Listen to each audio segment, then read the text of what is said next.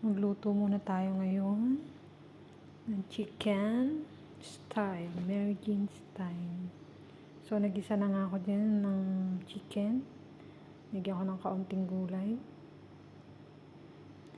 Halo-halo. Another ginger naman ang inilagay natin. Halo-halo. Pang 1 person lang po ito. Kasi wala, ako lang naman mag-isa dito. Yan, nilagyan ko ng asin, paminta, and pang malakasang sili. Yan po ang nagpapasarap sa akin, Korean style chicken veggies. Pang 1 person. Kasi ako lang naman mag-isa. Nilagyan ko ng kaunting tubig.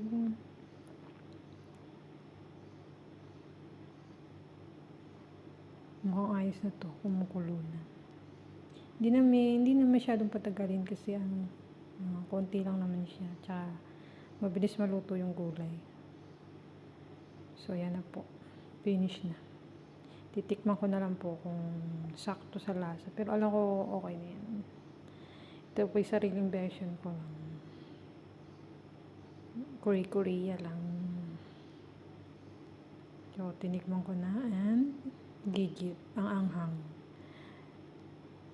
Talagang pag ang pagkain ay medyo may spices, talagang mapapasarap ang luto. So yan na po. Happy watching. Enjoy.